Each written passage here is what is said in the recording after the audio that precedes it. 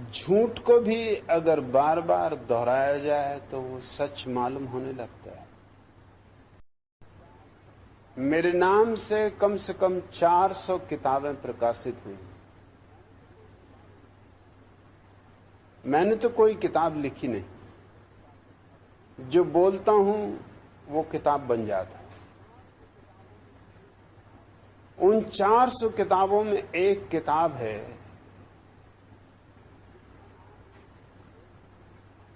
जिसका नाम है संभोग से समाधि की ओर। वो बंबई में दिए गए 5 व्याख्यान।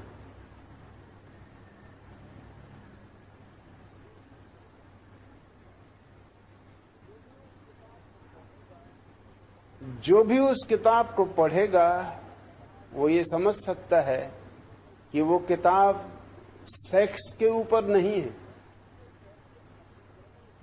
सेक्स को कैसे अतिक्रमण किया जाए इसके संबंध में।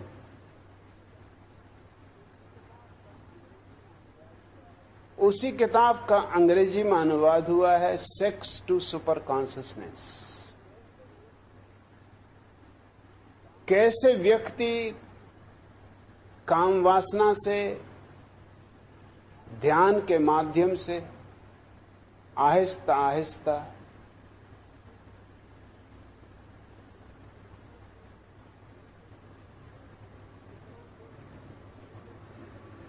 चेतना के ऊंचे से ऊंचे शिखरों को छू सकता है। ये उस किताब का मूल विषय है। लेकिन किसी को न तो किताब पढ़नी है, न किसी को किताब में लिखी गई बात का प्रयोग करना है। बस लोगों की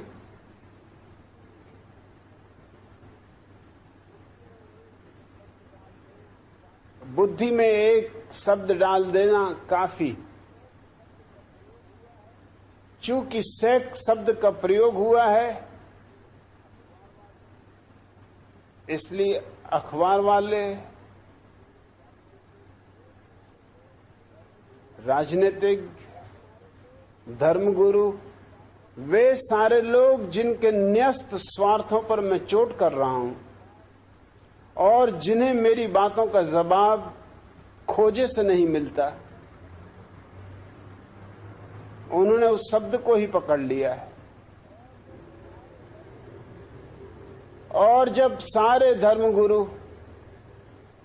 सारे राजनेता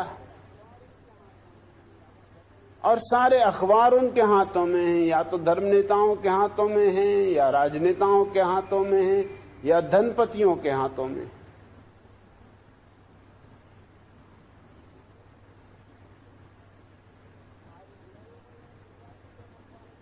सारी दुनिया में उन्होंने प्रचारित कर रखा है कि मैं सेक्स गुरु हूं। सच्चाई यह है कि मेरे अतिरिक्त दुनिया में इस समय कोई भी सेक्स से कैसे पार जाया जाए इस संबंध में शिक्षा देने वाला व्यक्ति मौजूद नहीं।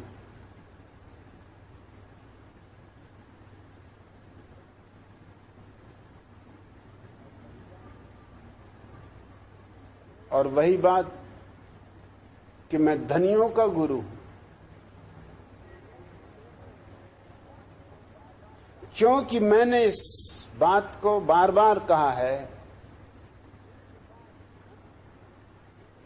कि जिनके पास धन है उनको ही दिखाई पड़ता है कि धन व्यर्थ है।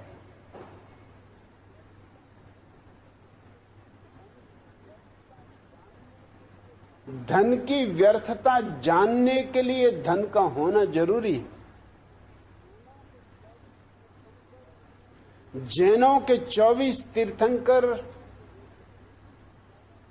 महाराजाओं के बेटे, बुद्ध महाराजा के बेटे, राम और कृष्ण सब महाराजाओं के बेटे। तुमने कभी किसी भिखमंगे के बेटे को तीर्थंकर होते देखा? किसी भिकमंगे के बेटे को तुमने कभी अवतार होते देखा? भिकमंगे को फुर्सत नहीं है। अभी धन को व्यर्थ कहे, इसके पहले कम से कम धन तो चाहिए, धन का अनुभव तो चाहिए। तो चूंकि मैंने ये बात कही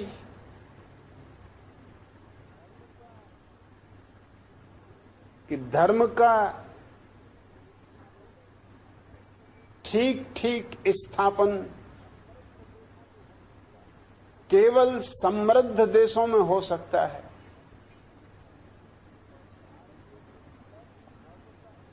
और भारत में भी तब धर्म का स्थापन था जब भारत समृद्ध था। आज क्या है?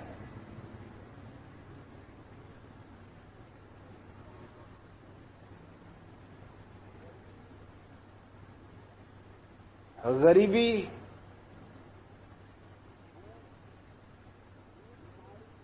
भूख, बीमारी, रोटी मांगती। भूखे आदमी के पास जाके तुम कहो कि मैं तुम्हें ध्यान करना सिखाऊंगा,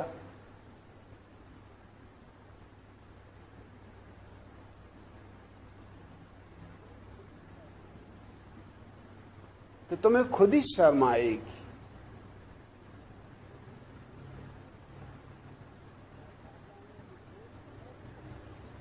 मैं चाहता हूं ये देश समृद्ध हो।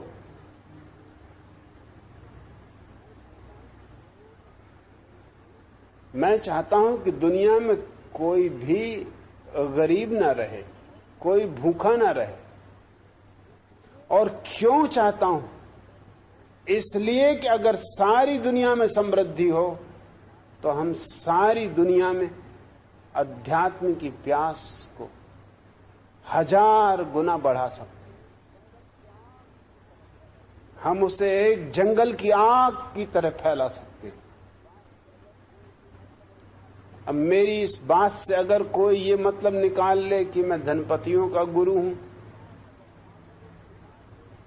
और उसके पास अगर साधन हो प्रचार के, तो वो प्रचार कर सकता है। अब मेरी मुसीबत ये है कि मैं अकेला आदमी हूं और सारी दुनिया से अकेला लड़ रहा हूं। मेरे पास फुर्सत भी नहीं है कि मैं उन सारे अखबारों को देख सकूं जिनमें मेरे संबंध में खबरें छपती दुनिया की। लेकिन एक बात मैं स्पष्ट कर देना चाहता हूं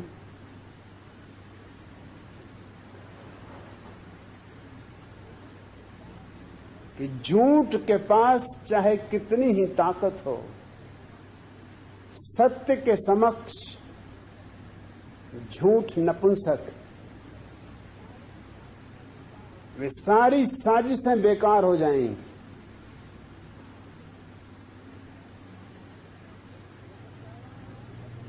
जो मैं कह रहा हूं अगर वह सच है,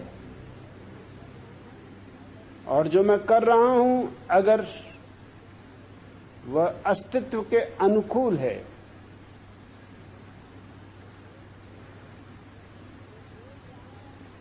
जो मैं बोल रहा हूं अगर वह सनातन धर्म है,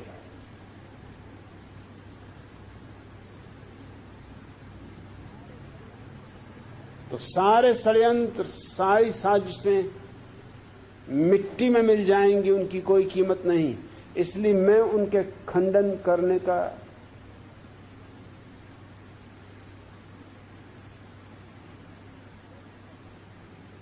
और व्यर्थ अपना समय नष्ट करने चेष्टा भी नहीं करता हूं। वे अपने मौत मर जाने वाले झूठ